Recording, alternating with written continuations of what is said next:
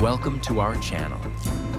Today's story is not just a story, it's a reminder of something we all forget.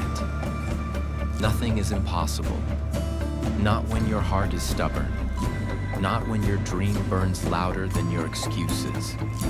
Today, we bring you the emotional, powerful, and unforgettable journey of a boy. Not from a big city, not with wealth, not with support. He had nothing, except one thing, a dream that refused to die. This is not just a story. This is a fight against destiny. This is a boy who went from night security guard to software engineer. This story will break you, it will lift you, and it will change the way you see your own life. After this story, you'll never say, "I can't" again. I promise. Every second of this story is worth it. Part 1. The boy who watched from the window. My name is Liam. I was born in a dusty little town where people didn't dream. They adjusted. The streets were noisy, the homes were tight, and the sky always looked like it had no space for people like us. I grew up in a middle-class family, the kind no one makes movies about. We weren't poor, but we were always close to it. My father was a tired man. He worked 12 hours a day as a mechanic, hands covered in grease, back always bent.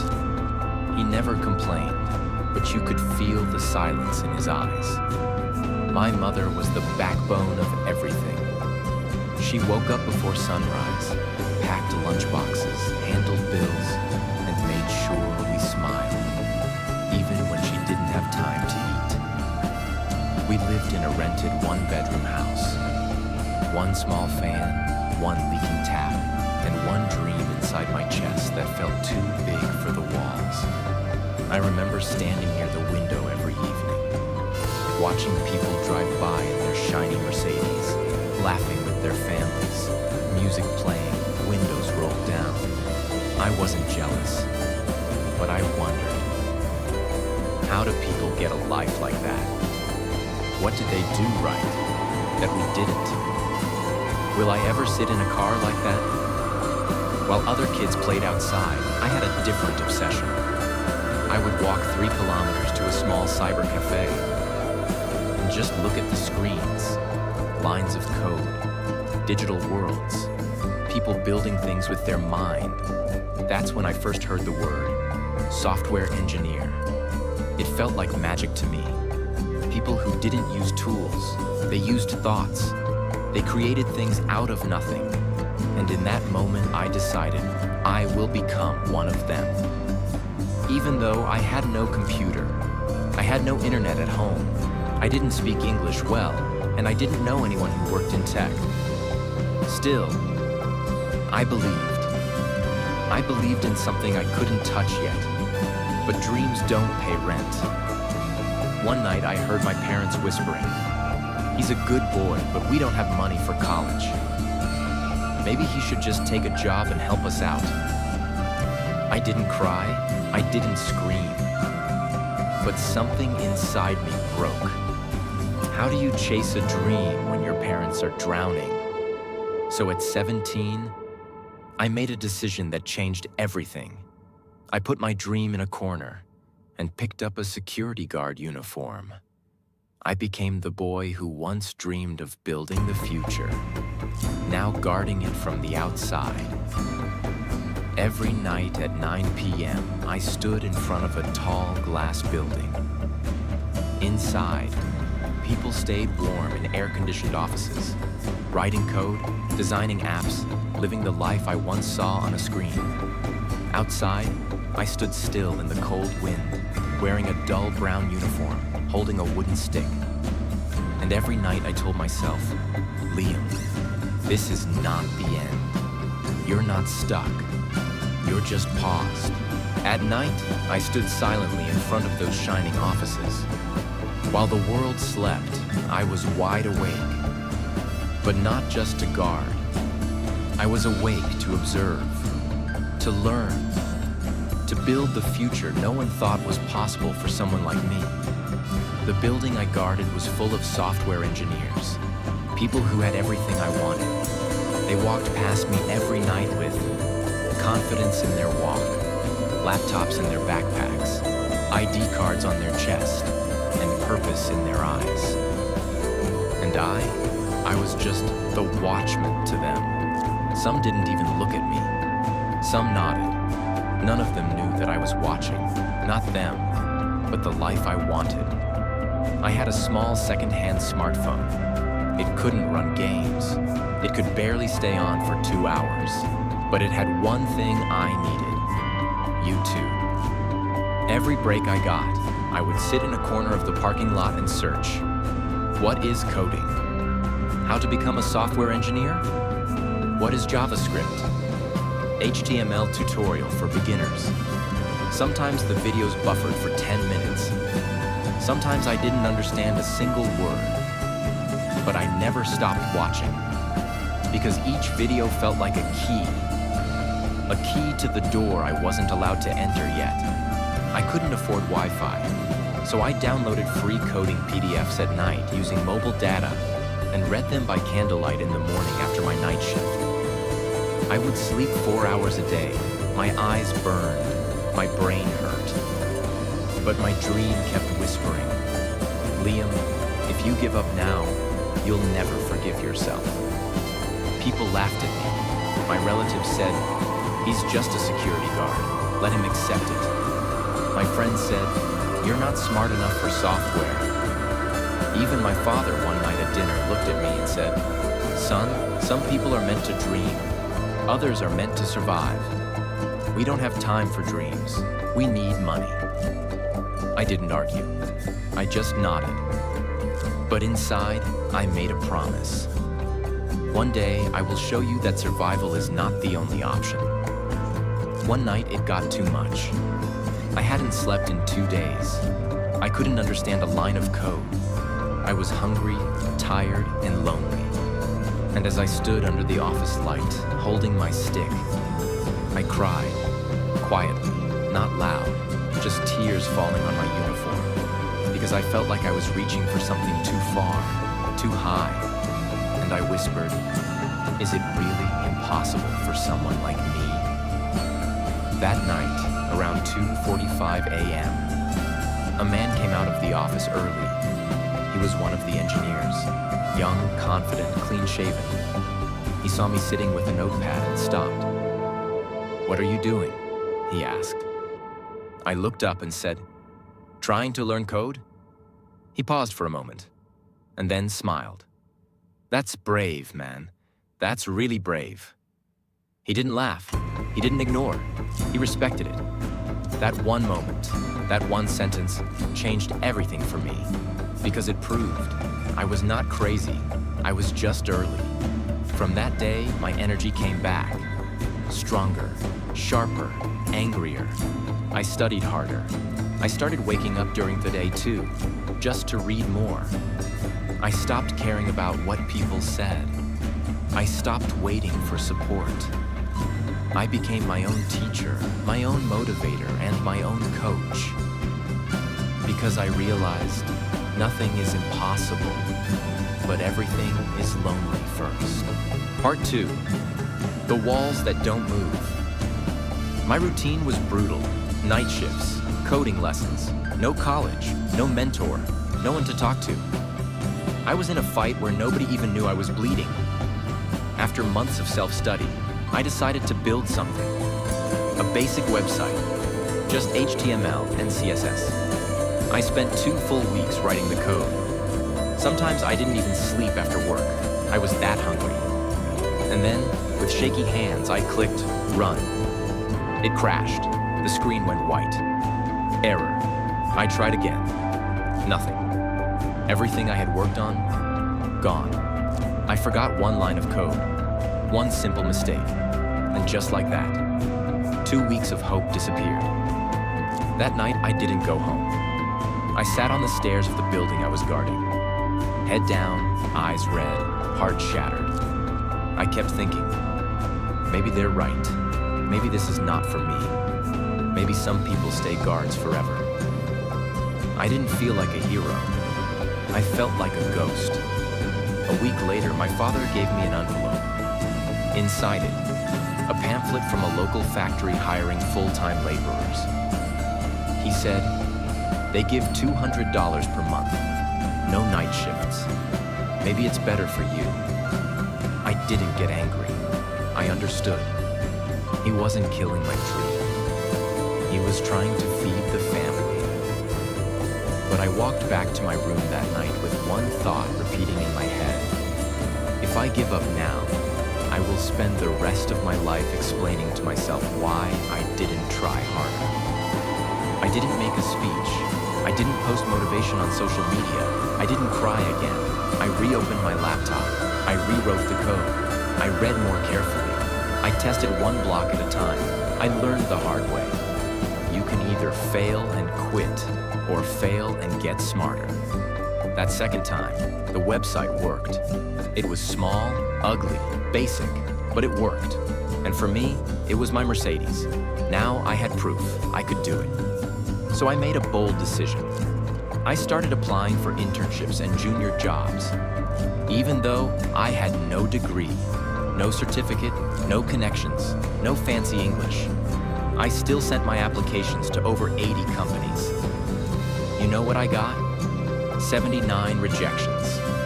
Some didn't reply. Some said I was underqualified. Some laughed. But one company replied, "Your journey is different. Let's talk." That one reply was my doorway. Not to the destination, but to the next level of war. I prepared for 7 days straight. Practiced in front of a mirror. Watched interview videos. Wrote answers in a notebook. Repeated every sentence 50 times. When the day came, I wore my guard uniform because I didn't own a formal shirt. The interviewer looked at me and asked, "Tell me about yourself." I didn't give a polished answer. I just told the truth. I work as a security guard, but I spend every night studying code because I want to become something I've never seen around me. The room was silent for 5 seconds. Then he said, "You're not what we expected, but you're exactly what we're looking for." They hired me as an intern, unpaid. But it was the first time I entered a tech office, not as a guard, but as a learner. That was the moment. I was still poor, still tired, still insecure. But now I had a chair, a desk, a laptop that wasn't mine. But the dream was. For the first time in my life, I didn't feel like I was watching the world. I felt like I was inside it. I still remember the first day. I entered the building, not from the guard's gate, but from the main entrance. No stick in my hand, no uniform on my back, just a cheap shirt and fire in my heart. People who once walked past me without a glance now sat beside me in meetings. But it wasn't easy. They gave me a desk, a computer, a team, and suddenly, I was inside the dream I had watched from the parking lot. But dreams are not always soft. They are sharp, and they cut you if you're not ready. Every day I battled. Fear that I would be exposed as a fraud. Insecurity about my English and communication. Shame about my clothes, my past. Pressure to prove I belonged. My teammates had degrees. They had certificates. They understood things faster. Me, I Googled terms during lunch breaks so I wouldn't look stupid in front of them. One day during lunch, a senior engineer asked casually, "Where did you study? Which college?" I paused and said, "I didn't. I was a night security guard before this." The silence that followed felt like a thunderstorm. Some looked impressed. Some looked confused. One just nodded and walked away. And that day, I realized something. The world may open the door, but you still have to prove you deserve to stay inside. That night, I didn't sleep. I went back to my old habits, practiced interview questions again, watched advanced tutorials, reread documentation, took free courses with broken subtitles. Because I knew this is not the time to relax. This is the time to become unshakable. I stopped comparing. I started focusing. I stopped explaining. I started executing. 3 months into my internship, I was given a small task to fix a bug in a live product. It was complicated. Others had tried and failed. And my manager said, "Try if you want. No pressure." I didn't say yes, I didn't say no. I just took the code home and studied for 2 days without stopping. I broke down the bug, read forums, ran tests, got stuck, cried, tried again, and again, and again, and finally, I solved it. The manager didn't say much. He just smiled and forwarded my code to the CTO. But that night, when I walked out of the building, I looked up at the sky and whispered, "You see, I told you I don't belong outside forever." A few weeks later, my internship became a paid role. It wasn't a big amount, just $300. But when I saw the message in my bank account, I cried. Because that money didn't just represent salary, it represented proof. Proof that my pain wasn't pointless, my nights weren't wasted, my fire wasn't foolish, my dream wasn't impossible. I went home after many months. Same house, same leaking tap, same small kitchen. But something was different. When my father saw me, he didn't ask anything. He just said, "You look different." I opened my bag and gave him my first check. He didn't cry, but his hands were shaking. He looked at me and said something I'll never forget. "I thought your dream was too big, but maybe I was just too tired to believe."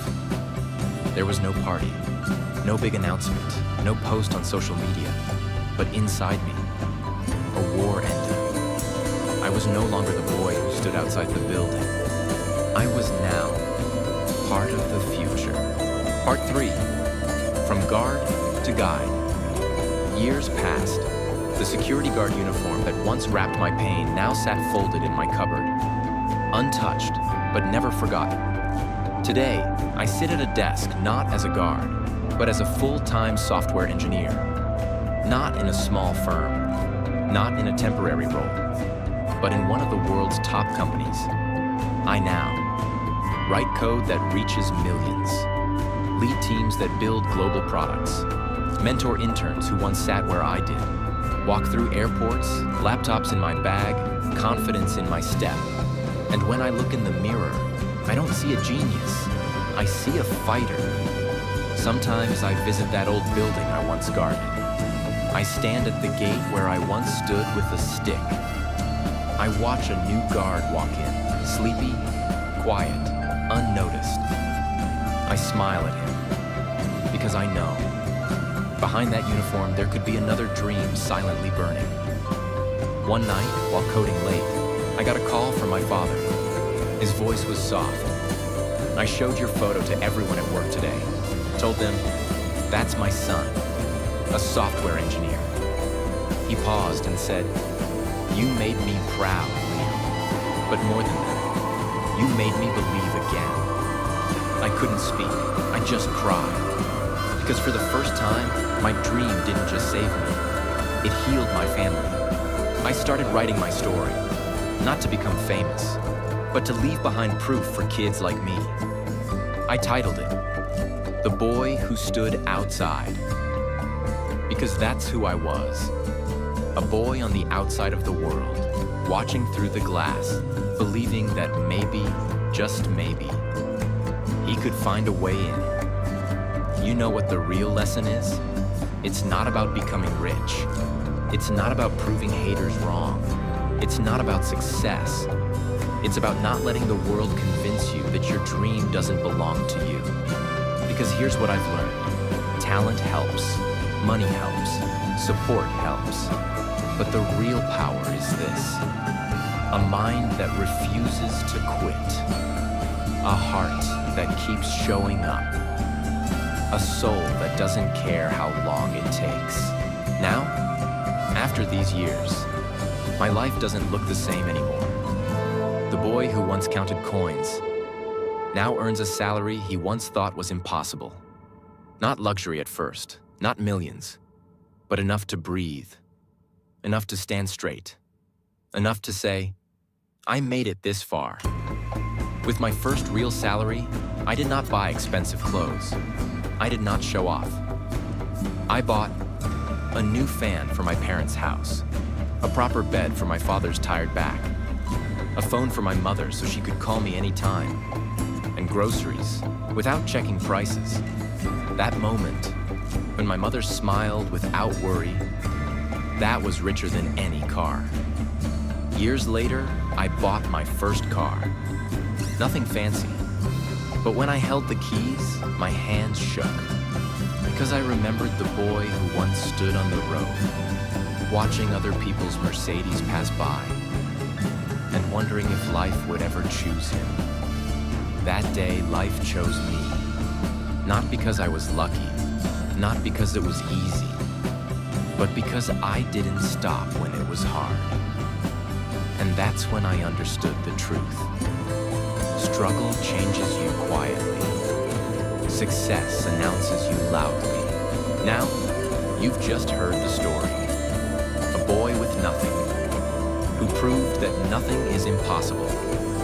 But this isn't just a motivational story. It's not fiction, it's history. Let me now show you real people who lived the pain, who were laughed at, who were told, you can't. And still, they changed the world. Neil Armstrong, the first human to step on the moon. But did you know? He was once told, space exploration is impossible. He didn't listen. He didn't just touch the moon, he walked on it. Albert Einstein. As a child, he couldn't speak properly till age 4. His teachers said, he will never succeed in life. But he went on to change the laws of physics forever, because greatness doesn't need permission. Thomas Edison. He failed 1,000 times trying to invent the light bulb. When people laughed at him, he said, I didn't fail. I just found 1,000 ways that won't work. Today, the world sees light, because one man refused to stay in the dark. Listen closely, my friend. People will try to stop you. They'll say, you're not smart enough. You're too late. You're from the wrong place. It's not realistic. When they say that, look them in the eyes and say, shut up. This is my life, my journey, my dream, not yours. Yes, situations will be hard. Yes, days will come when your hands shake and your heart breaks. Yes, you will cry alone. Yes, the world will ignore you. But guess what? The world ignores you until it can no longer ignore your results. Remember this, my friend. Today is the period of struggle, but tomorrow will be the period of success. So don't cry because it's hard. Don't quit because it's lonely. Don't stop because it's slow. Instead, get louder, get better, get obsessed, because nothing is impossible. And if no one believes in you, then believe in yourself harder. This is not just a video. This is a wake-up call. So if this story made your heart beat louder, if it reminded you who you are, like it, share it, and comment below. I will never give up. And don't forget to subscribe, because this channel is not here to entertain you. It's here to rebuild you. Nothing is impossible. Now go prove it.